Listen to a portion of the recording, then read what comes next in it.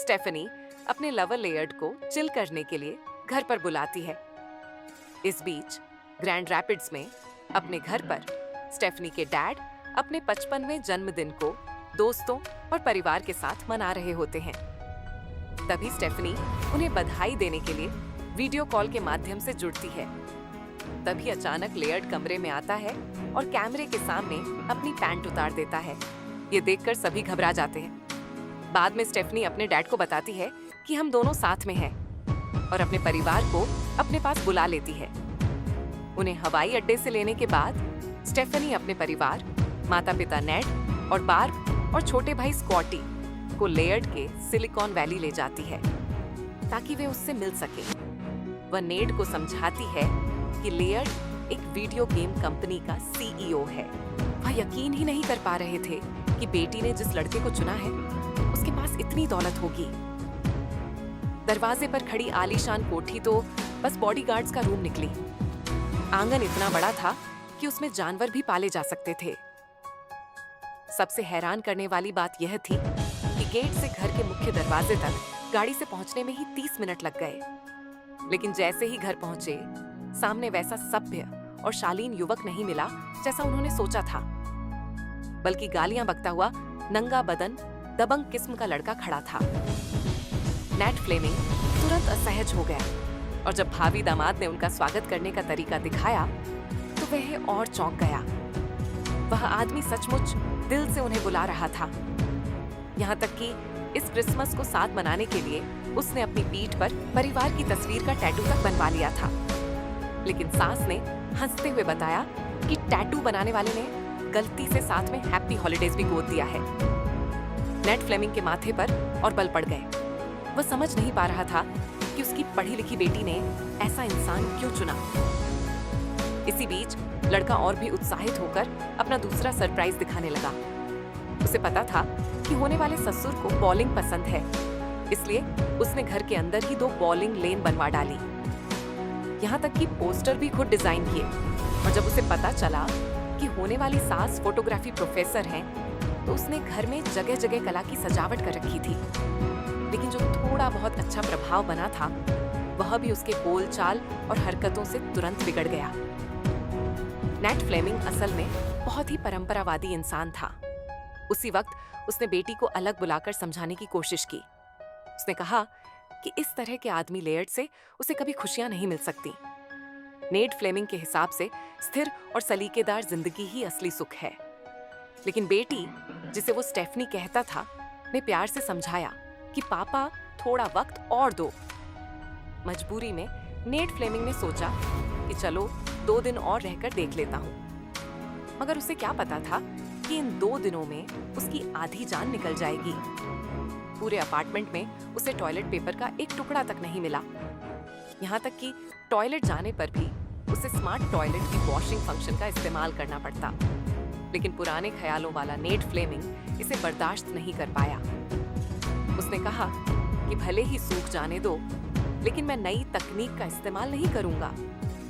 जब यह बात नौकर को पता चली तो वह दौड़कर आया और समझाने लगा, सर अगर आप ऐसे ही जिद करेंगे तो शाम की डिनर पार्टी में सबका मूड बिगड़ जाएगा। बहुत सोचने के बाद नेट फ्लेमिंग ने मन मारकर एक कदम आगे बढ़ाया। टॉयलेट पर बैठा वह लगातार बड़बड़ाता रहा। ये कैसा टॉयलेट है जो चेहरा धोने तक की सुविधा देता है? नौकर ने मजबूरी में खुद जाकर समस्या हल करवाई। आखिरकार शाम का डिनर आ पहुंचा। इस बार लेयर्ड ने पूरा दिल लगाकर तैयारी की थी।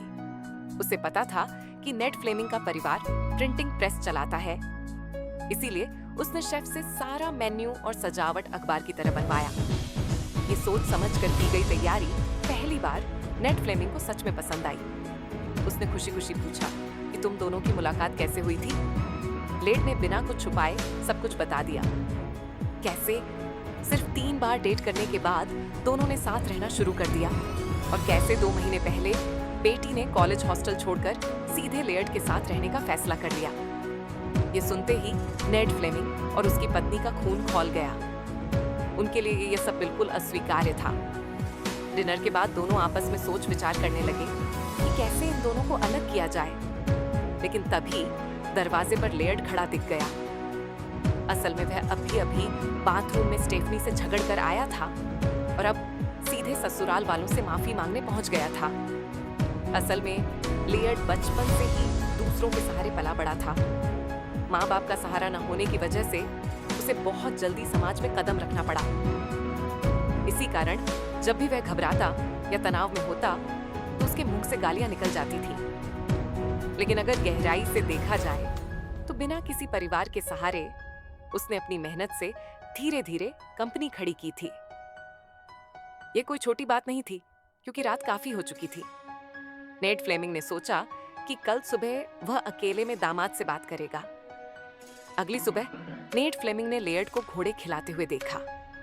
उसने सोचा कि अब शायद कोई गंभीर बातचीत होगी, लेकिन तभी लेयर्ड ने बताया कि वह क्रिसमस के दिन बेटी को प्रपोज करने वाला है।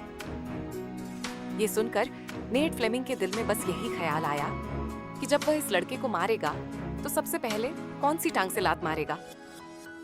मगर लेयर्ड ने आगे कहा कि अगर उसे नेड फ्लेमिंग का आशीर्वाद ना मिला तो वह कभी स्टेफनी को प्रपोज ही नहीं करेगा, क्योंकि उसकी चाहत है कि उनका रिश्ता सबकी नजरों में सही मायनों में स्वीकार किया जाए।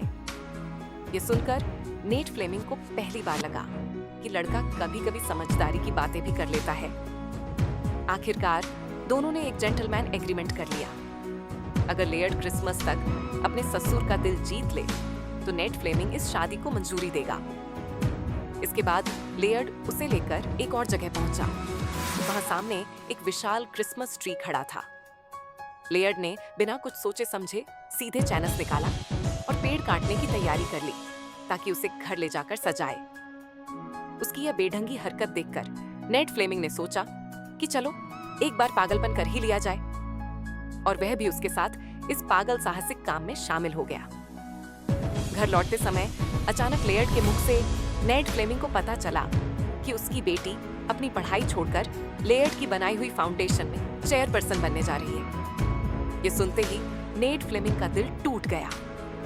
स्टेफनी को सिर्फ 1 साल में डिग्री मिलनी थी और ऐसे नाजुक वक्त पर पढ़ाई छोड़ना उसे बिल्कुल समझ नहीं आया। वह वापस विला पहुंचा और तुरंत परिवार की बैठक बुला ली। उसने बेटी से सख्ती से कहा, अगर तुम अभी से पूरी तरह अपने बॉयफ्रेंड पर निर्भर हो जाओगी और कभी आगे चलकर तुम दोनों अलग हो गए तो तुम्हारे पास कुछ भी नहीं बचेगा। पिता की चिंता वाजिब थी, मगर स्टेफनी पहले ही अपना फैसला कर चुकी थी। उसने साफ कह दिया कि यह रास्ता उसी ने चुना है और उसके हर नतीजे की जिम्मेदारी वह खुद लेगी। ये बातचीत कड़वाहट में खत्म हुई और माहौल भारी हो गया, लेकिन नेड फ्लेमिंग चैन से नहीं बैठा। बेटी की खातिर वो लेयर्ड के उस तथाकथित फाउंडेशन की असली सच्चाई जानना चाहता था।